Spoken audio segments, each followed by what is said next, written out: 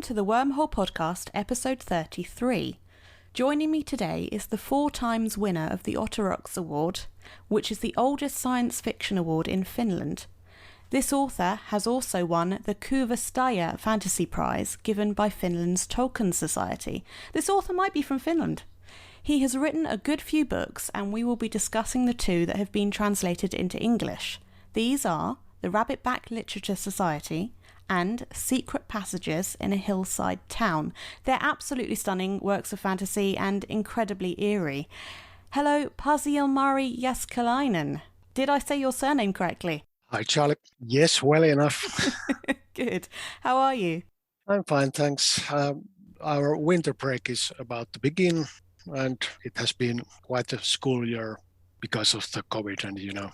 Yes, yeah. How are you guys doing? Are you able to work in classes at the moment, or are you working from home? No, it's going to be distance learning from now on, and our final exams are about to begin in upper secondary school, so we need the room for the abiturients who participate those exams, and every other pupil must study from home.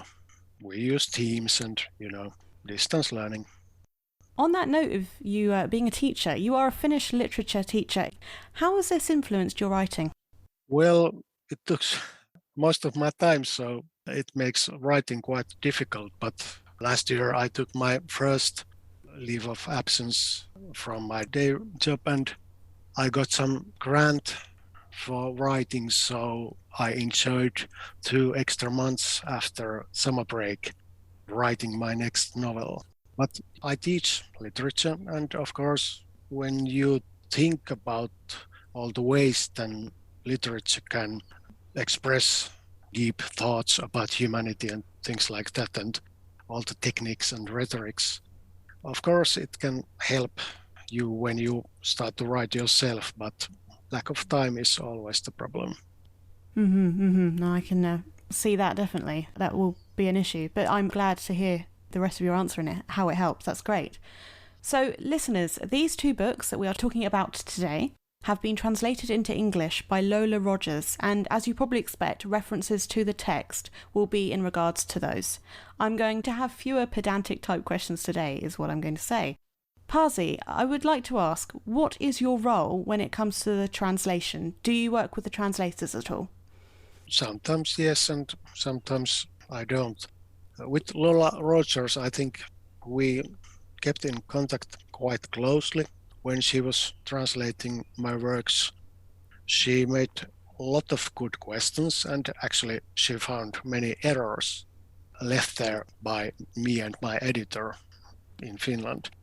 And she's a very good reader, very sharp. And well, she asked me a lot of questions. I don't remember nothing about them at all anymore. It was a very long time ago. But yeah, Finnish culture has its own strange features, and some of those were something she had to know and make sure that she had understood them correctly. But there are also those translators in other countries and in other languages. They don't want to ask me practically anything always. But of course, when the translator wants to ask a lot of questions, it makes me trust her more, or him. Also, my Czech translator, Vladimir Piskoi, made a lot of questions, and actually we met here in Jyväskylä when he was translating Secret Passages. And well, a lot of questions, and I'm trying to answer, and it isn't always very easy because I have written those novels many years ago when translator starts their work. Yeah, I know the English translation of Rabbitback was quite a few years after. But that is lovely to hear about the translators working with you, especially with Lola Rogers. I think her translation of your books are the only works by her as a translator that I've read. But you can see the attention to detail that she's got, which is lovely. Yes, she's great.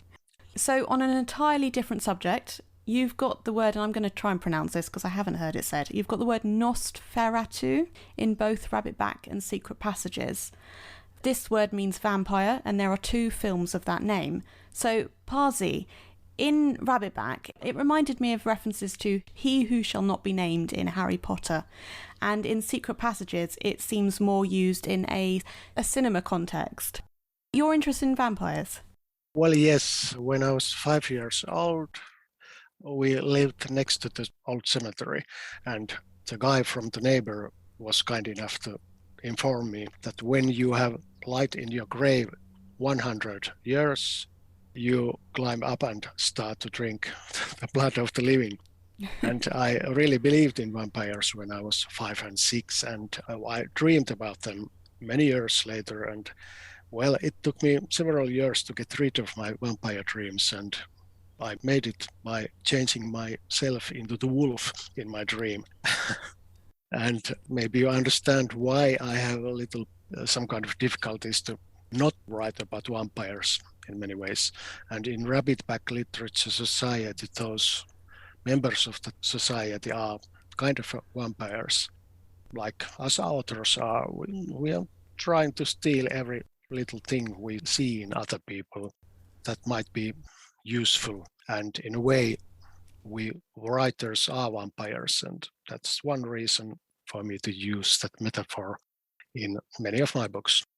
Well, particularly this time when I was rereading Rabbitback, I made so many notes because I was trying to work out like who Laura White was. I'd thought about it a few years ago when I read the book first time, and just everything else that you've got in there. But you saying about vampire, that was one thing I missed, even though it's in the text there. So I am glad to hear that from you, and it gives a bit more to work with, which is great. So listeners, in the Rabbitback Literature Society, Ella Amanda Milana, owner of lovely curved lips and defective ovaries, that is a point, is a substitute literature and language teacher. Whilst the town boasts many writers, only 9 have ever made it to Laura White's Literature Society, but now Ella's been invited to join as the 10th member. Little is known of Laura White, but everyone reads her children's books. And little is known of the society, but the writers are now famous. Nothing, however, is known about the strange goings-on in the library wherein the contents of books are changed. Secret Passages in a Hillside Town starts in a more real world, but quickly changes. Publisher Ollie is always forgetting his umbrellas. He buys so many he's got favourite shops. And the reader can see his lack of involvement in much of his life. One day he gets a Facebook friend request from the girl he loved as a child. She's an author of the latest best-selling book about living a cinematic life. Ollie's wife bought that for him. So this starts Ollie ruminating and dreaming about the summers he spent with 4 other children and his dog, the crimes they solved, the secret passages they found, and the disappearance of at least one of them. Yes, there's something sinister in this whole thing, but also just absolutely brilliant. So, Pasi, shall we start with your reading from Rabbitback Literature Society? Okay. Look, there she is, Laura White herself. Beloved author, fascinating woman. Her reputation ripples around the world, and there she stands, flesh and blood, looking at all of us with curiosity. We can see her face, her eyebrows, her lips, her delicate chin, her hair. We see her hands and feet and slim figure in a white dress. We see the marks of age, the small flaws in her beauty. But above all, we see her specialness shining through her whole being. Soon she will be among us. Perhaps she'll have coffee and cake and talk with us. We'll try to say something meaningful, something that will make her notice us and think we are interesting. We'll probably not succeed in standing out from the crowd, but that's all right. The main thing is that we have experienced this night. As one of the teeming mass of people in the room, we have been allowed to touch the famous author. What does it matter if she doesn't remember our name a moment later? Perhaps some part of us will remain in her mind. Perhaps we'll find a piece of ourselves in her next book, and perhaps through her receive a piece of immortality in return. Excerpt from Esko Hartavala's article The Laura White Incident, Finland Illustrated Weekly, June 2005. Martti Winters saw the new member of the society slip through the crowd and stop at the foot of the stairs. Everyone else stood motionless. The room was thick with veneration. You could hardly breathe. All children devoured the creatureville books. Adults read them too. There was a new Creatureville cartoon that was shown on television all over the world. Laura White's creation had long fed the spiritual soil of Rabbitback, and her books and merchandise had spread around the globe. There she stood. Everyone knew she had a serious migraine. It was said that there had been times when such attacks had nearly killed her. Everyone was relieved to see the hostess of the evening there at the top of the stairs. Laura White was the only woman dressed in white. It was one of the unwritten rules, as was the ban bringing any mythological figurines into her house. Any ladies who had mistakenly come in white had been informed of this rule and had their slip of etiquette corrected with a colorful shawl or other accessory. Laura White's dress left her slender arms and legs bare. She smiled, but it was clear that she still had a headache. Pain dimmed her eyes and doubled her over slightly. She wasn't going to let it spoil the evening. Her audience sighed with relief. She touched her forehead with her fingertips, nodded, and started her descent. So the original title of this book in Finnish, the translation, it seems to me, is Lummiko and Nine Others? Yep. What is the importance of that title for you? The Finnish title was a hard one. We tried to figure out what would be the best possible Finnish name for this novel, and my editor came with this idea of Lummiko ja 9 muuta in Finnish. And it sounds a little bit like a collection of short stories that many mistakenly thought it was such a thing. But, well, it's a thing that I really love the English name, Rabbitback Literacy Societies, but it doesn't work in Finnish. It would be Jäniksen selkäläisen kirjallisuuden seura. And as you heard, it sounds like crushing light bulbs or something. And I must confess that I don't like the Finnish name, but it's like democracy. It was the least worst of all the alternatives. But Lummiko and Nine Others, Lummiko is Laura White's surname, and Lola and my English publisher thought that it would be suitable for us to translate the names to. Well, we thought about it and discussed over it many times, but that was the final decision. And Lummiko means a little white beast, ermine, and that was something we lost in translation when Laura Lummiko became Laura White. First name remained the same, but the last name lost the reference to the little white beast that runs on the snow. It's interesting because, of course, seeing Lummiko, I wasn't sure who that referred to. Would it be right to say that you have an interest in folklore? Well, yes, because Finnish folklore is full of ghost stories and trolls and leprechauns and water spirits and things like that. I spent a lot of time in the woods when I was a child. And, well, vampires are just one piece of the folklore humankind has developed. And there are not that many vampire stories in Finnish folklore, but ghosts are very common. And actually, many of my relatives have true life ghost stories. And, well, I don't believe in ghosts most of the time, but there are those moments when I do. And it was something I had to get out of my system. And I did it by writing that novel. Fascinating. Yeah. So you don't believe in ghosts, but as a child you did believe in vampires? Yes, vampires are very much more real when they bite you. Well, I have experienced it in many of my childhood dreams, and trust me, it doesn't feel nice. So I enjoyed very much when I was able to turn myself into the werewolf and attack them. And it was a nice payback. That's good. That's good. So Rabbitback Literature Society is a difficult book to understand. I first read it 6 years ago and I had ideas, and then I reread it for this podcast, and I've still not reached like a foregone conclusion of everything. which I actually really like. I like there's so much more to think about, and I've been thinking about this book for a long time. You say on your website that you wanted it to be difficult to understand. Why is that? Well, I don't know. I just think that stories that are very easy to understand, they are not true. Because reality is very hard to understand. It's ambiguous and there are many ways to see a certain thing.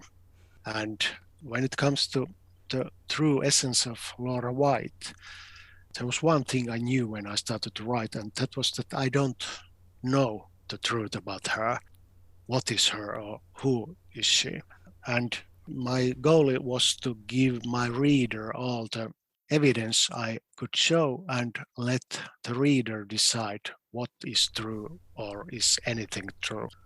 And in the end, I must admit that I don't know what is the truth, because it's finally about what is human being, what are you or what am I? And we can see ourselves in so many ways, and we can be seen in so many different ways. We are good and bad and everything from the middle. And Laura White is my attempt to say something meaningful about being human. And that's why she can never be explained thoroughly. Well, I was considering asking what happened to Laura White, and at the same time I was thinking it could be a spoiler, we'll spoil the book for people. Or also, I know that you've got a post on your website, that's the same one as I think that you say it's difficult to understand, that gives readers information about different sections of the book to read to come to a conclusion. And I had noticed that you hadn't said anything yourself, you hadn't come to a conclusion. So that you don't know yourself is very interesting. If I may ask then, do you have a preference for what might have happened out of the various interpretations that people have had? Well, I have had some messages and I have been presented very different and interesting theories about Laura White and what happened.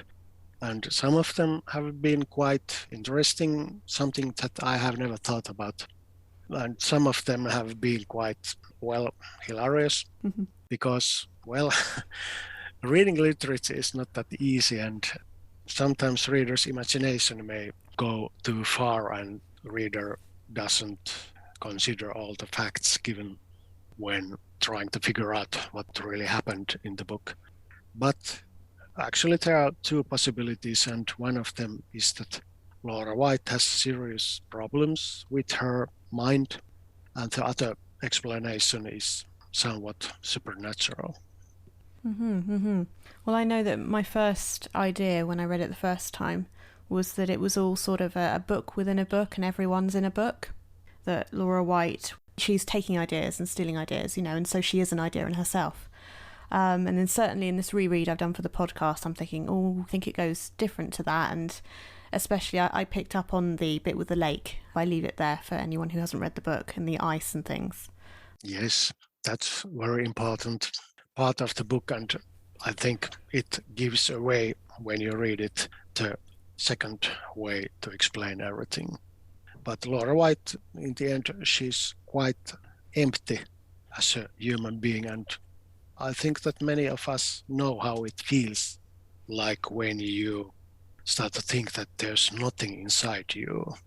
It happens to all of us sometimes, and I think the emptiness is something to be scared of. It's a very dark place to be.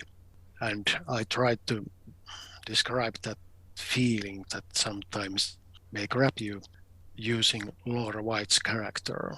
And as you said, she steals stories from other people and she tries to see herself through other people's eyes. She makes her students, pupils, members of that society her mirror, and tries to see her own reflection through the stories they write, inspired by her. And in a way, Laura is very confused, very lost about herself, and it may be quite a dangerous moment when you figure out something very important about yourself, and it may not save you or spare you, because truths are very hard to understand and accept truths about ourselves are the most scary ones. And I could say that that's what happened to her at that party. And yes, if you read the book, then you may get what I mean. Yeah, I'm thinking I'm not going to comment on this bit because if I do, obviously we'll get into what you're meaning. You've got this book, Plague or Disease, I suppose we could call it, where words and plot points change in the books, where people will take them out and read them, or in the starting point, a student takes out a book to write about it. Where did you get this whole idea of books changing words? Well, I don't think this will surprise you, but from our dreams. Actually, I dream every night about the books that changed themselves, and I'm not sure why. But when I was a kid, I used to visit those secondhand bookstores, and there were a lot of comics and books in those places, and they were quite magical, and it was something that I can't forget. There are not so many of those places anymore in Finland, in my home city, Jyväskylä, not comic stores at least. And I dream about those things, and I had to write about these things, but it didn't help me to get rid of the idea. But it also is a metaphor of reading books. I have written this novel we are talking about, and everyone who reads it reads a different book. It's always different. You can never read same book twice because it's always different when you read it for the second time. And literature, well, it's a little bit scary sometimes to be a writer. When you write something and you think that your readers will understand what you have meant and what you have meant to say and what you have meant to mean, and then someone thinks he or she sees something very strange or even hostile in your work. For example, you mentioned those beautifully curved lips of Ella Milana. There was one reader who thought that this all was some kind of case of male gaze, like I was drooling on this female character of mine. Actually, the whole point was to describe how when you lose touch of yourself, the understanding who you are, and you feel that emptiness, then you start to listen to other people and you try to see yourself through other people's eyes. And in this way, Ella Milana is very much like Laura White. She feels emptiness and she starts to see herself in a way that other people see her and objectifies herself because she doesn't know herself anymore. And it's something she must get over before she can continue her life. So when you don't explain everything so clearly, you leave very much room for the different interpretations, and that's the whole point in literature. But it also can be a little bit problematic when someone decides to see something too controversial in your writings. But yeah, I don't remember what I was going to say, but I think this was it. Well, I mean, I've got two further questions for you from what you said. So, no, it was really, really interesting. I think you've made like 3 different points there that I would like to ask so much more about, but I'll stick to 2. You noted here at the end Ella and the defective ovaries, and that's something I found really interesting. Your inclusion of this, what is it, the defective ovaries and the owner of curvy lips, generous curvy lips or something. I can't remember what it is right now, but I know it's repeated a lot. And then you've got further with the idea of the game with, I think it's Marty Winter, the character. She plays the game, this idea in Rabbit Back. And they see each other, they have to take their clothes off and look at each other naked and things like that. And she's mirroring. Where did you get the idea of the game? Well, it could be seen as a metaphor of to be seen by other people.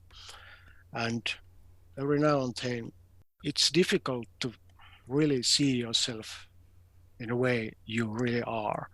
And it's a little bit scary to be seen by other people because you can't control the way they see you. And we all lie to each other in order to stay happy and let other people stay happy. Because sometimes we think awful things about each other and about ourselves. And the game, in a way, it's a way these so-called writers, who are in a way also vampires, it's the way they use each other. It's a cruel way to get some material for one's books, but basically it's quite true, because if you want to write something meaningful, you have to use your own experiences, the most hurtful and dark experiences, and also other people's experiences. So it's a little bit like stealing from other people's lives. Through the game, you can get access to the way other people see you, and I wouldn't dare to play that game. It's awful. But in my blog, there was this comment from Czech, and there are some people in Czech who want to play that game, and they ask if I have the rules for the game, and I promise to think about it. Maybe I will write them down someday and give people opportunity to try that game, but I don't recommend it to anyone. It could be really devastating thing to do. I saw that when I was researching. I was like, oh my goodness, someone wants to play this. Would you play? No. No, I'll leave it as a very good device and thing to interpret, etc. in your book. I think it works brilliantly there. I'm not going to try it at home, no. Yeah, it's a wise thing to do.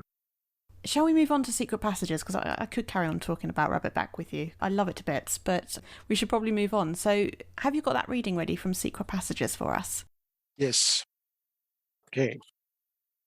The passageway is dark and narrow. Ollie is crawling forward. He's wearing his best suit.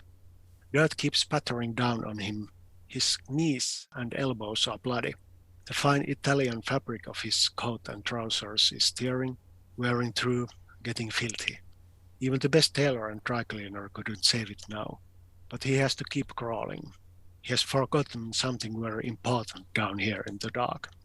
The passageway keeps pushing deeper and deeper. A great coldness radiates towards him. He sees a faint light ahead. Amid a swarm of light particles, there's a heap of clothing, a grey sweatshirt.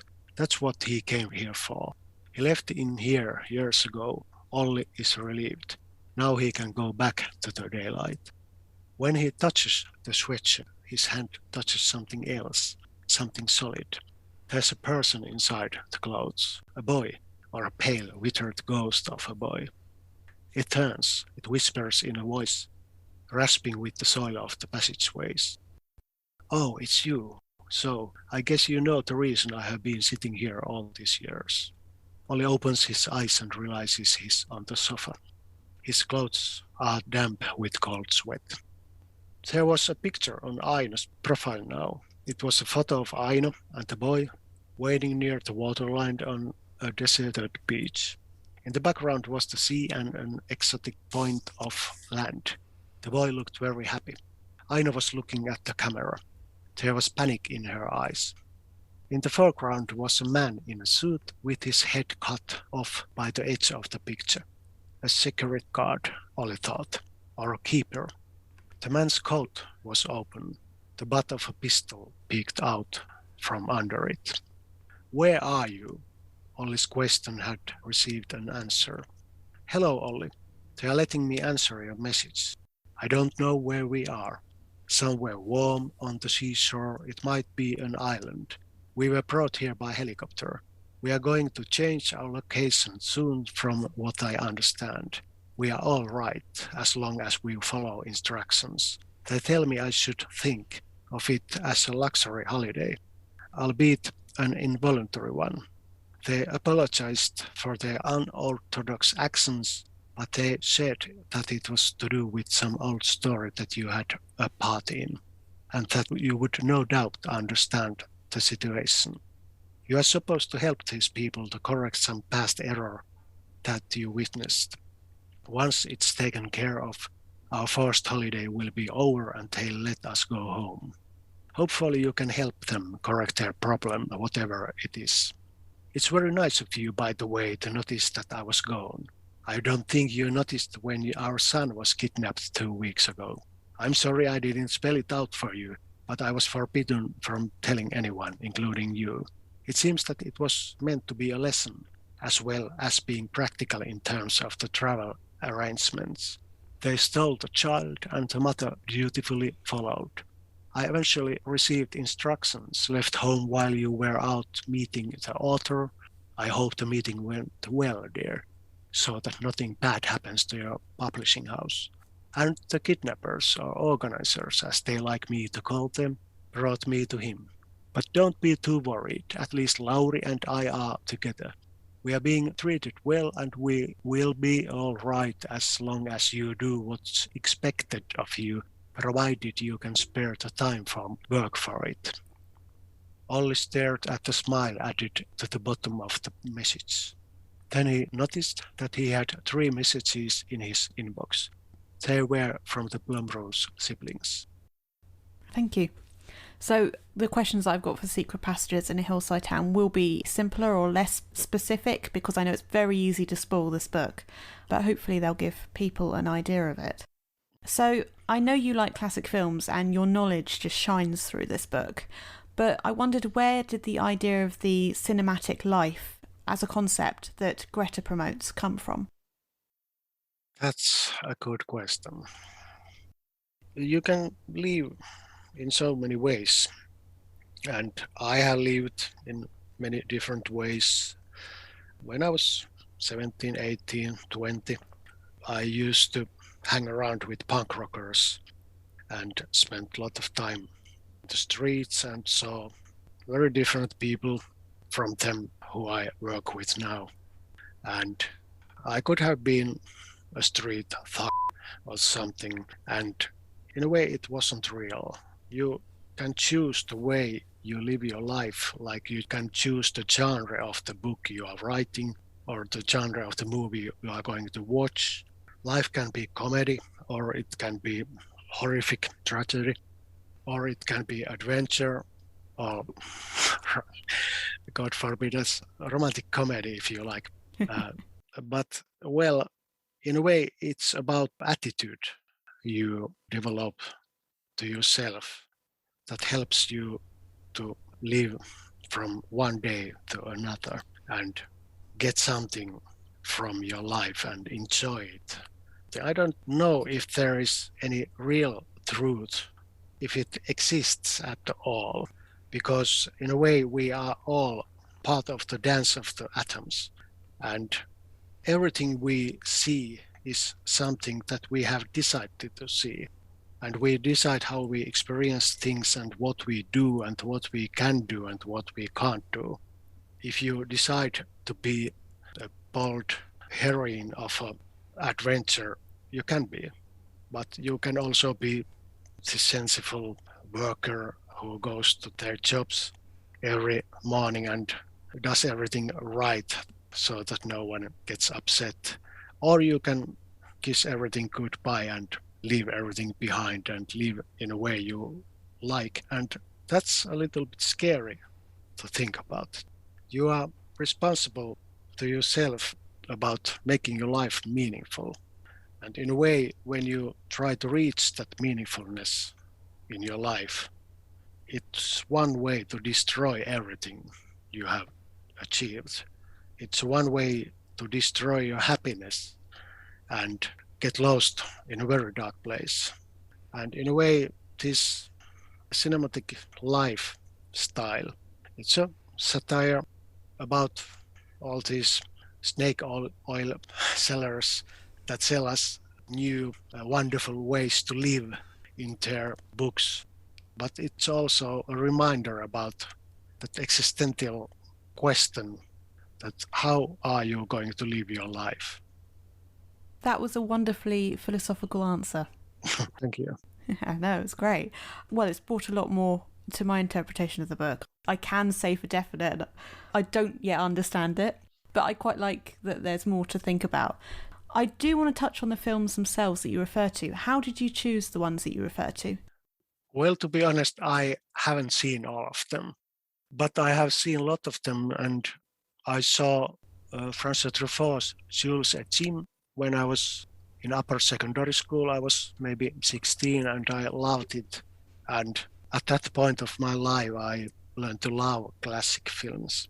And when I was writing that novel, we had this cinema club with some teachers, and some evenings we stayed at school and watched some film I had chosen, and we watched like Wong Kar-wai's movies, 2046, and In the Mood for Love, and we watched Fellini and Truffaut, and we also watched My Neighbor Totoro, but everyone hated it. They were very angry to me afterwards, and I left them watching it by themselves because something happened at my home, and I had a phone call from home, and I had to leave the school and get home quickly. And when I got back next morning, they said that you bastard, you left us watching that pile of shit. I don't know. I think Totoro is very lovable character, but I'm not sure if I ever seen that film from start to end. That's interesting. So that's a little piece of your life that's in the book. Yeah. I've got another question a bit like that. Why did you use the famous five? I used to read Enid Blyton's books quite a lot when I was a child, and they were always in secret passages. If I may remember it in a wrong way, but I have this memory of them being in secret passages all the time when they were eating something. And there's again my dreams, and I had these dreams, and I still have these dreams about secret passages I find everywhere. And I actually love those dreams. They can be very scary, and sometimes those secret passages won't take me anywhere. I get stuck in them, and it may be quite nasty for a dreamer and relieving to wake up and see that you are in your own bed and not underground. But, well, I think there's some deepful meaning in secret passages, and it was something I had to write about. Interesting. I mean, I liked how, on the famous five note specifically, you had a character called Anne who was the youngest. And I can't remember exactly. Is a dog called Timmy in the famous five? I think so, yeah. Yes, I like how you had these different things, although of course Anne is very different to what she's like in the books. Would it be right to say that Ollie's lack of use of his son's name, he never says his son's name, in terms of your third-person narrative of him, I should say, and the name is only included when Aino says it, is this important to the plot? Well, I don't actually remember that, but I trust your word. And I think that probably I try to show that Ollie has real difficulties when relating to his son. As you see when you try to think about Ollie, he has his job and he has his dreams, but he is in a dream in a way all the time, and he can be, English is not my best language, but Ollie is quite a jarhead or something. I don't think I could stand him if he was my father, but maybe all middle-aged men have great risk to become Ollie at a certain point of our lives. I don't know, I really don't remember that much about writing that story. I only remember that Ollie's life was meant to be very boring, and when he was dragged into this strange and scary and dramatic adventure of his life, it was in a way excuse for him to leave everything. He was forced to do it, but in a way, at the same time, it was an excuse he welcomed deep in his heart. I mean, he was an awful person, really. Definitely awful to his family. You've got effectively two versions of an ending, if we're able to do this without spoilers. Is there a version that you prefer? Well, I think the white ending, was it white? White and red? I'm not sure anymore. But the white ending was the original one, and then I came to think that there could be a different ending too, and I mentioned it in my Facebook account, and my publisher saw it, and he sent me a message and said that let's do it. Let's have two different endings. And is there two different books in translations, English translations, or are the both endings in the same book? Yes, they are. Yes. Yes, in Finnish version there are two different books to find from the shelf of the bookstore or library. In a way, it's a joke that we thought about people who have read the same book, or they think they have read the same book, and start to discuss the ending and find out that they remember it in a different way. But yeah, two different endings in the same book, postmodernism, I think par excellence, it can be seen as a stupid trickery or literary joke. But after all, there was two different endings, and we had to find a way to put them both in the book. That's fascinating. It makes me think again, of course, of the book disease in Rabbit-Backed Literature Society. I'm going to have to think more on that. That's very cool to know. So I know you've mentioned to me in our emails that there isn't a forthcoming English translation of your latest books, which I have to say is absolutely bonkers. And if any publishers are listening to this, please check out Pasi's work and make it happen. So instead of asking you what's next, I'll simply ask, what are you writing at the moment? My fifth novel, and well, I'm not sure what I can tell about it. I'm going to use my youth experiences about punk rock, hanging around with young punks, punk adventures, and escaping from skinheads and, things like that. And it's also about being an outsider. And, well, I think it might be easier to explain it after it has been written and published. But I hope some English publisher decides to publish my fourth book. It's not that thick than the third one. The fourth novel is called The Day of a Mutant Cat, and it's about dementia. There is this middle-aged guy who has a wife and a daughter, and he learns that his mother is dying in the nursing home, and he rushes to her only to find out that she has already died. But then happens something that can be seen as a horror story twist. But there's also something else. There's this miracle cure, medicine that can cure you from Alzheimer's, and it returns your memories to you. But the way it returns your memories that are destroyed by dementia is the way that you leave everything you have once experienced. You leave it once again, and it feels like you are living your life again in a real time, and you don't necessarily know that you are just dreaming your life when your life is downloading in your brain by the drug. And well, like my other books and like my other stories, it has very ambiguous twists, and it can be seen in many different ways when it comes to the question what is really happening. And it has said to be my best novel so far, so at least the critics of biggest newspapers in Finland thought that it would be my best book so far. So I think that English publishers should buy the rights and translate it for my English readers. So, listeners, links to purchase the Rabbit-Backed Literature Society and Secret Passages in a Hillside Town are in the description for this episode, along with my email address. If you have enjoyed our conversation, do subscribe to the podcast for future episodes. Pasi, I am thrilled that you agreed to come on my podcast. Your books, they're out of this world, and I hope readers check them out. And hearing all the stories and all about the interpretations has been brilliant. Thank you so much for joining me today. Thank you, Charlie, for inviting me. It was enchanting talking to you. The next interview will be on Monday, the 22nd of March. The Wormhole Podcast, episode 33, was recorded on the 26th of February and published on the 8th of March, 2021.